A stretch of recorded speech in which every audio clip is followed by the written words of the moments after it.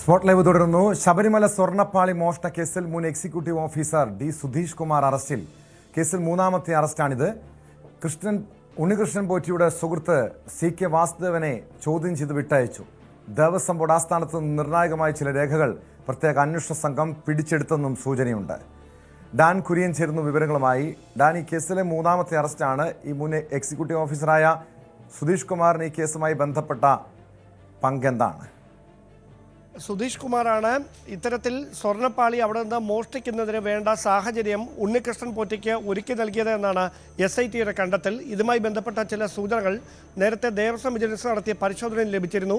അതുമായി ബന്ധപ്പെട്ട റിപ്പോർട്ടിലടക്കം പരാമർശങ്ങളുമുണ്ടായിരുന്നു. അതിനുശേഷമാണ് ഉണ്ണികൃഷ്ണൻ പോറ്റിയെ പ്രാഥമികമായി പ്രത്യേക അന്വേഷണ സംഘം നടത്തിയ ചോദ്യം ചെയ്യലിൽ ഏത് തരത്തിലാണ് ദേവസ്വം ബോർഡ് ജീവനക്കാരുടെ എക്സിക്യൂട്ടീവ് ഓഫീസറായിരുന്ന സുധീഷ് കുമാർ ഈ വിഷയത്തിൽ തന്നെ സഹായിച്ചത് എന്ന കാര്യം ചോദ്യം ചെയ്യലിനിടെ അന്വേഷണ സംഘത്തോട് വെളിപ്പെടുത്തിയത്. തുടർന്ന് ഉണ്ണികൃഷ്ണൻ പോറ്റിയുടെ സുഹൃത്ത് വലയത്തിലുണ്ടായിരുന്ന ആളുകളടക്കം അന്വേഷണ സംഘത്തിൻ്റെ നിരീക്ഷണ വലയത്തിലായിരുന്നു.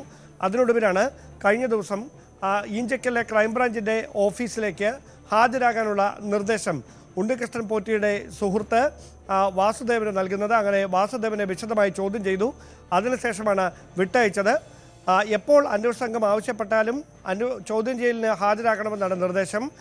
അതിന് പിന്നാലെയാണ് മുൻ ദേവസ്വം എക്സിക്യൂട്ടീവ് ഓഫീസറായിരുന്ന സുധീഷ് കുമാറിനെ ചോദ്യം ചെയ്യാനായി വിളിപ്പിച്ചത്. പ്രാഥമികമായി ലഭിച്ച വിവരങ്ങൾ വസ്തുത ഉള്ളതാണ് എന്ന് ബോധ്യപ്പെട്ടതിൻ്റെ അടിസ്ഥാനത്തിലാണ് അറസ്റ്റ് രേഖപ്പെടുത്തിയ ശേഷം തുടർ നീക്കങ്ങളിലേക്ക് പ്രത്യേക അന്വേഷണ സംഘം കടക്കുന്നത് എന്നാണ് നമുക്ക് മനസ്സിലാക്കാൻ കഴിയുന്നത്. അങ്ങനെയാണെങ്കിൽ ഇന്ന് തന്നെ റാന്നി കോടതിയിൽ ഇയാളെ ഹാജരാക്കും. അതിനുശേഷമായിരിക്കും തുടർ നടപടികൾ.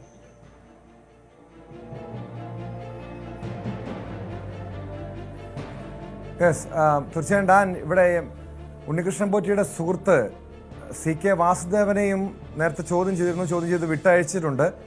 ഇനി കേസുമായി ബന്ധപ്പെട്ട് കൂടുതൽ അറസ്റ്റ് ഉണ്ടാകുമോ? കൂടുതൽ ചോദ്യം ചെയ്യൽ നടക്കുന്നുണ്ടോ? നിലവിൽ മൂന്ന് പേരാണ് അറസ്റ്റിലായിരിക്കുന്നത്. അതിൽ 2 പേർ ദേവസ്വം ബോർഡുമായി ബന്ധമുള്ളവരാണ്. മുരാരി ബാബുവും അതോടൊപ്പം തന്നെ സുധീഷ് കുമാറും. അതിന് പുറമെ ഏതാണ്ട് 8 പേർ കൂടി പ്രതിപട്ടികയിലുണ്ട്. അവരെ ഓരോരുത്തരെയായി ഈ കേസിലെ പങ്ക് എത്ര കണ്ടാണെന്ന് ബോധ്യപ്പെട്ടതിന് ശേഷം വിളിച്ചു വരുത്തി ചോദ്യം ചെയ്യുകയും തുടർ നടപടികളിലേക്ക് കടക്കാനുള്ള നീക്കമായിരിക്കും SITയുടെ ഭാഗത്തുനിന്നുണ്ടാകുക. അതിന് മുന്നോടിയായി ഒരു ഇടക്കാല റിപ്പോർട്ട് ഹൈക്കോടതിയിൽ സമർപ്പിക്കുമെന്നാണ് അറിയാൻ കഴിയുന്നത്. ആ റിപ്പോർട്ടിൽ ഇതുവരെയുള്ള അന്വേഷണത്തിലെ കണ്ടെത്തലുകളും തുടർന്ന് ഏത് ദിശയിലായിരിക്കും അന്വേഷണം മുമ്പോട്ട് കൊണ്ടുപോകുക എന്നതടക്കമുള്ള കാര്യങ്ങൾ കൃത്യമായി പരാമർശിച്ചുകൊണ്ടുള്ള റിപ്പോർട്ടായിരിക്കും സമർപ്പിക്കാൻ ഒരുങ്ങുന്നതെന്നാണ് ലഭിക്കുന്ന സൂചന.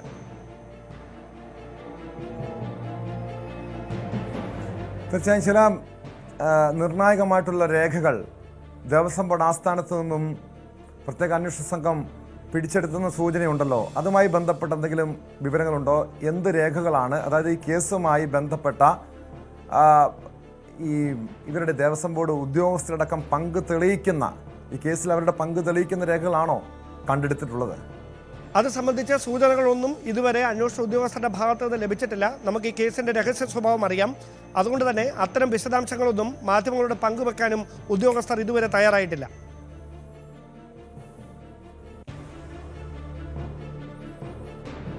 ഇനി കേസിൽ എന്തായിരിക്കും ഇനി അടുത്ത ഈ അന്വേഷണ സംഘത്തിൻ്റെ നീക്കം?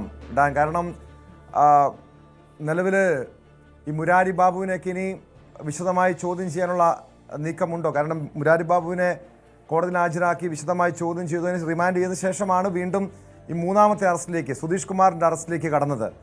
ഇനി വീണ്ടും ഈ മുരാരി ബാബുവിനെ, ഉണ്ണികൃഷ്ണൻ പോറ്റിയൊക്കെ വിശദമായി ചോദ്യം ചെയ്താൽ ഈ കേസുമായി ബന്ധപ്പെട്ട് കൂടുതൽ വിവരങ്ങൾ ലഭിക്കുമോ? മാത്രമല്ല, ഈ കഴിഞ്ഞ ദിവസങ്ങളിലെ ചോദ്യം ചെയ്യലിലൊക്കെ നിർണായകമായിട്ടുള്ള വിവരങ്ങൾ അന്വേഷണ സംഘത്തിന് ലഭ്യമായിട്ടുണ്ടോ?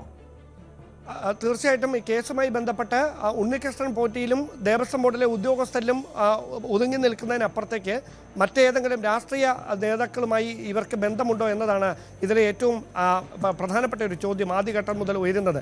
പക്ഷേ അത് സംബന്ധിച്ച സൂചനകളൊന്നും ഇതുവരെ അന്വേഷണ ഉദ്യോഗസ്ഥർ നൽകുന്നില്ല. പക്ഷേ 2019 ഭരണസമിതിക്ക്, ദേവസ്വം ബോർഡ് ഭരണസമിതിക്ക് നേതൃത്വം നൽകിയ പത്മകുമാർ ഉൾപ്പെടെയുള്ളവരിലേക്ക് അന്വേഷണം എത്തിയേക്കുമെന്ന് തന്നെയാണ് സൂചന. അത്തരം ചില വിവരങ്ങളാണ് ഉദ്യോഗസ്ഥർ പങ്കുവെക്കുന്നത്. അങ്ങനെയെങ്കിൽ അതെപ്പോഴും ഉണ്ടാകുമെന്ന കാര്യത്തിൽ ഇപ്പോഴും ഒരു അവ്യക്തത തുടരുകയാണ്. ഡാൻ കുര്യനാണ് തിരുവനന്തപുരത്തു നിന്നും വിവരങ്ങൾ നൽകിയത്. ശബരിമല സ്വർണ്ണ മോഷണ കേസുമായി ബന്ധപ്പെട്ടാണ് മൂന്നാമത്തെ അറസ്റ്റ് ഉണ്ടായിരിക്കുന്നത്.